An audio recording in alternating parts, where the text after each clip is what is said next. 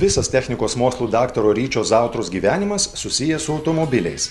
Vilniaus Gedimino technikos universitete įgijęs automobilių transporto specialybę, o vėliau sėkmingai apgynęs mokslų daktaro disertaciją, vyras ir dabar bendradarbiauja su šia aukštąja mokykla, dėsto Alytaus kolegijoje.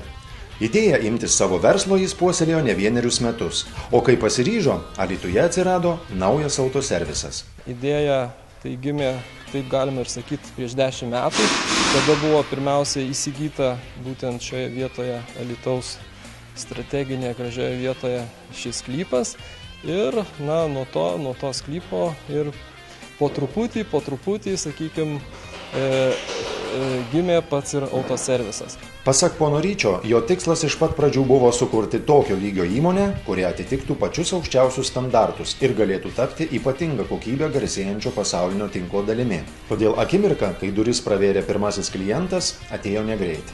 Mažoji bendrija Autorėjas gimė prieš 2 metus, tai vasario 5 dieną mes minėsime 2 metų sukaktį.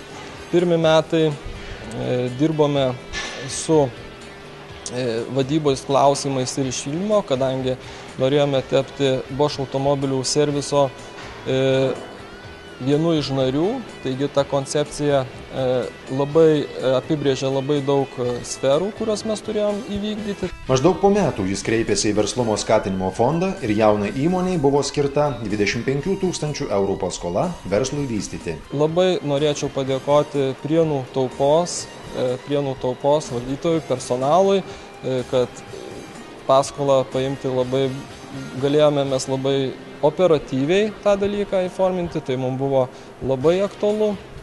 Vyko šios paskolos dėka mes dalį dengiamės būtent naujos įrangos pirkimams.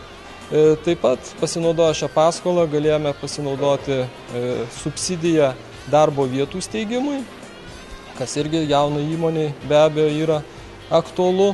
Autoserviso įkūrėjo teigimu, lengvatinė paskola, kurios didžioji dalis, net 95 procentai palūkanų kompensuojama, leido laisviau disponuoti savo lėšomis ir dalį jų skirti plėtrai bei norimai teikiamų paslaugų kokybei pasiekti.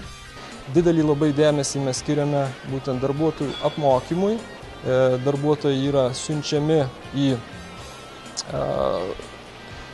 organizuojamas Bosch automobilių serviso kursus, kuriuose įgauna būtinų kompetencijų. Taip pat didelį dėmesį skiriame ir komforto sąlygomis, tai yra darbo sąlygomis. Šiuo metu Autorėjuje dirba jau 10 žmonių, o ateityje čia atsiras dar daugiau darbo vietų. Norinčių dirbti jaunoje įmonėje, atrodo, irgi nepritrūks. Dabar dirbu beveik metus laiko, praktiškai nuo pat įmonės atsidarimo dienos beveik. Seniau esu dirbęs panašiose srityse prie automobilių remonto.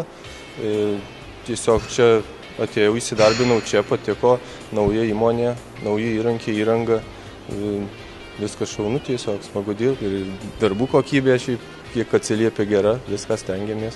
Įmonė naudojasi ir konsultantų jaunoms įmonėms ir pradedantiems verslininkams teikiamomis paslaugomis, o būsimų specialistų jis tikisi užsiauginti pats. Jau dabar į Ryčio vadovaujamą autoservisą atlikti praktikos kviečiami Alytaus kolegijos ir Alytaus profesinio rengimo centro moksleiviai. Visą tai sudėjus nestebina, kad jis tiki įmonės sėkme. Mes siekiame, kad mūsų autoservisas išlaikytų Bosch automobilių serviso koncepciją, vokiška kokybė, visiems už prieinamą kainą. Jūs pamatysite, kad mes dar tikrai paaugę ir ne tik paaugę fiziškai, bet mes būsime paaugę ir žmogiškaisiais ištekliais, ir technologijom naujom, ir aišku klientūra. Verslumo skatinimo fondo teikiama lengvatinė paskola verslo pradžiai ar plėtrai, kuri teikiama su Invegos garantija, nuo 2010 metų pasinaudojo beveik 1100 įmonių. Jose sukurta daugiau negu 1700 naujų darbo vietų. Iš viso pradedantiems verslininkams iš Europos socialinės plėtros fondo jau suteikta lengvatinių paskolų daugiau kaip už 52 milijonus litų. Iš jų kiek daugiau negu trečdalis jaunuoliams iki 29 metų.